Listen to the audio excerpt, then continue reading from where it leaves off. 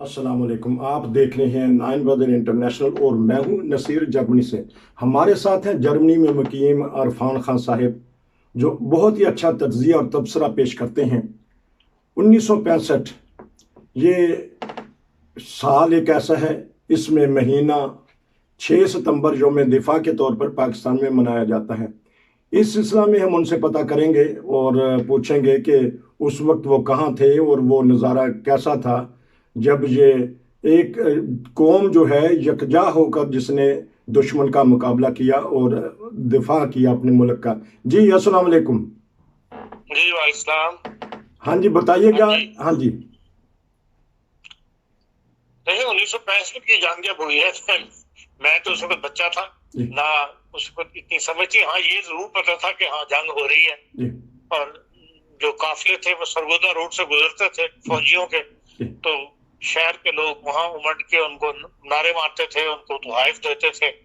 तो पाकिस्तान जिंदाबाद के नारे, पाक फौज जिंदाबाद के नारे करके जरा फौजियों को हिम्मत बढ़ाया करते थे। जी उनमें हम भी शामिल हो जाते थे। जी बाकी जो जंग लड़ी गई उसके बारे में तो जब बड़े हुए, शऊर की उम्र के पहुंचे, तो जो अखबारात में जो कुछ किताबें उस पर शाये हुई हैं उनमें से कुछ पढ़ा, तो वो जंग की सूरत हाल पता लगी कि जंग क्यों हुई थी। जी तो बहरहाल पाकिस्तान के लिए ये एक बहुत बड़ी इस लिहाज से कि बड़ी जंग थी, जिसके अंदर कहते हैं कि टैंकों की सबसे बड़ी लड़ाई जो है वो वर्ल्ड वार के बाद वहां लड़ी गई और मुख्तलिफ सेक्टर्स के ऊपर लड़ी गई। अगर सिर्फ एक सेक्टर होता तो और बात थी, लेकिन यह है कि पाकिस्तान को उसमें वो नुकसान भी हुआ और फायदा भी हुआ बाज लिहाज से, और मजमूई लिहाज से देखा जाए तो जंग का कोई फायदा नहीं हुआ।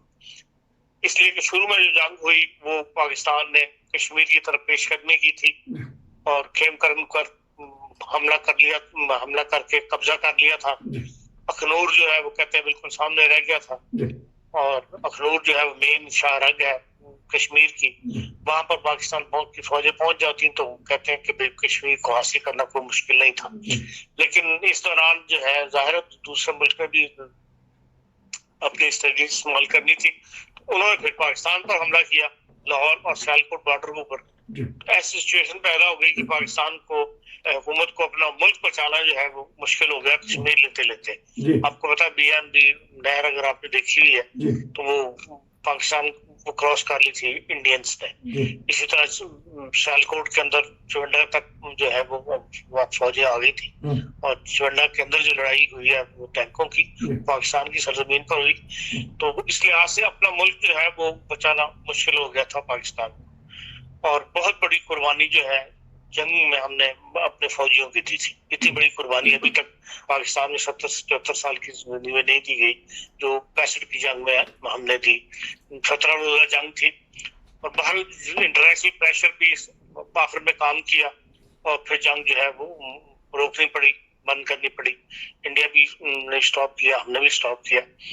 तो उसके बाद फिर ये है कि जो गुफ्त शनीद हुई है, जो इंटरनेशनल प्रेशर काम किया, या मॉस्को में जो मिस्टर शास्त्री के साथ मुआहदे वगैरह हुए, उससे फिर ये है कि दोनों को अपने अपने इलाके खाली करने पड़े और फौजें पीछे हट गई, और वो जो हजार सैकड़ों फौजी शहीद हुए, सैकड़ों का जो नुकसान हुआ, जंगी वालात मारे। बाद में मॉस्को के अंदर जो मुआहदा हुआ लाल बहादुर शास्त्री के साथ, उसके बाद फिर ये है कि भाई पाकिस्तान की और इंडिया की फौजें जो है दोनों वापस चली गई, और वो जहां जंग से पहले थी उस पोजीशन पे बहाल हो गई। तो जो जंग की सारी कार्रवाई थी, जो सैकड़ों फौजी शहीद हुए, जो जंगी साजो सामान अरबों रुपए का जो उसके अंदर जाया हुआ फूका गया, वो सब जाया गया, और बात वही आ गई जहां से सितंबर से पहले की जंग से पहले की पोजीशन पे थे। और इस लिहाज से दो नुकसान पाकिस्तान के हुए कि एक तो जानी माली नुकसान बहुत ज्यादा हुआ, पाकिस्तान माशी तौर पर कमजोर हुआ और हासिल भी कुछ ना हुआ, और दूसरा ये है कि मास्को के मायरा मास्को में तय पाया था, तो वक्ती तौर पर जो है पाकिस्तान के अमेरिका के साथ जो है ताल्लुकात में खिंचाव आ गया, और जिसका नतीजा ये निकला कि अयूब खान की हुकूमत जो है वो जाती रही, और अयूब खान के खिलाफ तहरीक अमेरिका के कहने पे चली, और उसको इस हद तक अमेरिका नाराज हुआ कि उसने ایوب خان سے جان چھڑا کر فارغ کیا. اور وہی دور تھا پاکستان میں جو معاشی ترقی کا تھا. اس کے بعد تو پھر پاکستان کا دور تنزلی کا شروع ہوا اور آج تک ہم پیچھے چلتے چلے جا رہے ہیں بجائے آگے بڑھنے کے. تو اس لحاظ سے تو پاکستان کو پیسے کی جنگ میں ایک نقصان اٹھانا پڑا. تو جس طرح آپ نے کہا کہ کشمیر تک پہنچ گئے تھے تو کون سی پالیسی ایسے چل گئی کہ وہ پھر جو فتح قریب تھی وہ پیچھے ہٹ گئی؟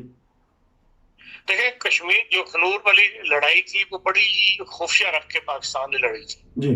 کشمیر کی طرف جو پیش قدمی کی تھی اختر حسین ملک کی قیادت میں وہ بڑی خفیہ رکھ کے کی گئی تھی اور انٹرنیشنل لیول پہ اس بات کو ہوا نہیں لگی. تمام خفیہ ادارے خیر اس وقت میں خفیہ ادارے شاید اتنے متحرک نہیں تھے جتنے آج ہیں ٹیکنالوجی کی وجہ سے. آج تو کوئی چیز چھپانا مشکل ہو گیا ہے. تو اس وقت پاکستان نے بڑی جلدی پیش قدمی کر لی تھی اور لیکن جب اس کا بدلے لینے کے لیے بھارت نے اپنی فوجیں ادھر لاہور اور سیالکوٹ بارڈر پہ پاکستان کے اندر پیش قدمی کر لی تو اس وقت پھر انٹرنیشنل پریشر جو ہے وہ کام کیا اور پھر جو جہاں تھا اس کو وہاں رکنا پڑ گیا. تو اس وقت جہاں تک پاکستان نے پیش قدمی کی تھی اخنور میں وہاں تک کر لی لیکن اس کے بعد پھر ان کو انٹرنیشنل پریشر میں آ کے رکنا پڑا. اور جو اختر حسین ملک کہا جاتا ہے جو کتابوں میں لکھا ہوا ہے کہ وہ اس رکنے کی فیور میں نہیں تھے. ان کی محنت ضائع جا رہی تھی تو اس لیے پھر ان کو ہٹا دیا گیا وہاں سے یحییٰ خان کو لگا دیا گیا. تو یہ ایک غلطی تھی یا کیا بھول چوک ہوگی کہ جس کی وجہ سے ان کو ہٹایا گیا؟ دیکھیں ہم تو جو واقعات ہم نے پڑھے ہیں جو سنے ہیں انہیں کا تجزیہ کر سکتے ہیں. اصل تو اس کا تجزیہ جو فوجی لحاظ سے کوئی فوجی ماہر ہی کر سکتا ہے لیکن جو ہمیں ایک سائڈ سے دیکھیں تو ہمیں یہ نظر آتا ہے کہ بھئی ہمارا کشمیر کا مسئلہ جو تھا اس کے بعد گمبھیر ہی ہوتا چلا گیا. ایک موقع پیدا ہوا تھا کہ بھئی کشمیر کو ہم حاصل کر لیتے وہ ہاتھ سے گیا اور لیکن دوسری طرف دیکھیں تو پاکستان کو بقا کا مسئلہ بھی بن گیا تھا کہ لاہور اور سیالکوٹ بچانا مشکل ہو گیا تھا. تو اس وجہ سے جو جس قیادت میں ایوب خان نے یا موسیٰ خان نے جو بھی فیصلہ کیا وہ ناباطل فاصلہ ہی کیا کہ ملک کو بحال بچانا جو تھا وہ کشمیر لینے سے زیادہ مقدم تھا. تو جس طرح آپ نے کہا کہ انہوں نے سیالکوٹ کا محاذ بھی کھول دیا تھا تو یہاں بھی بہت سارے بہادر جنرل تھے انہوں نے بہادری کا مظاہرہ کیا. جی دیکھیں بریگیڈیئر عبدالعلی ملک جو تھے بعد میں لیفٹیننٹ جنرل بن کے ریٹائر ہوئے اختر حسین ملک کے بھائی تھے. انہوں نے بڑی جواں مردی سے اس جنگ کو لڑا اور آج بھی دنیا میں ایسی کتابیں موجود ہیں پاکستان کے جرنیلوں نے لکھی اور حالانکہ ان کی مخالفت بھی ہوئی بعد میں جب ان کے عقیدے کا پتہ لگا لیکن یہ ہے کہ جو جنگی ماہر ہیں وہ آج بھی ان کو اپریشیٹ کرتے ہیں کہ انہوں نے ایک زبردست لڑائی جو ہے وہ چونڈا کے میدان میں ٹینکوں کی لڑائی لڑ کے اور سیالکوٹ کو بچایا. سیالکوٹ کی طرف ان کی پیش قدمی کو روکا انہوں نے. تو جنگوں میں پھر قوم بھی ایک مظاہرہ کرتی ہے جس طرح آپ نے کہا کہ آپ نے مورال بڑھاتے تھے فوج کا تو اس وقت قوم تو اکٹھی ہو چکی تھی. صدر ایوب نے جس طرح کہا تھا کہ دشمن کو نہیں پتا کہ یہ اس نے کس قوم کو للکارا ہے یا پکارا ہے.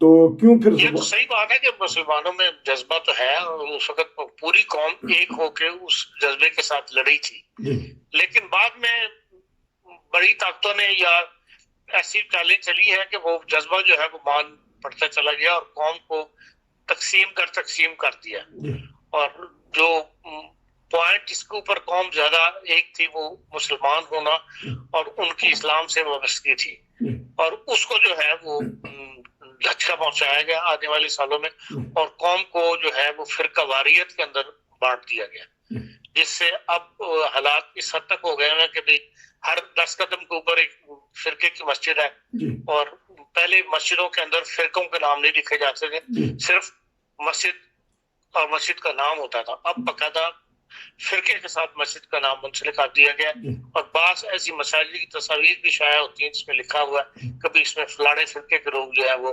داخل نہیں ہو سکتے یا اس مسجد میں صرف فلانے فرقے کے لوگ جو ہے نماز پڑھ سکتے. مطلب قوم کو تقسیم کا ایک ایسا سلسلہ شروع ہوا کہ بھئی جس سے آج اگر خدا نخواستہ پاکستان پہ کوئی ایسا برا وقت آ جائے تو وہ جو یکجہتی تھی قوم کے اندر وہ نہ نظر آتی ہے اور نہ ایسا امکان ہے کہ وہ دوبارہ پیدا ہوگی.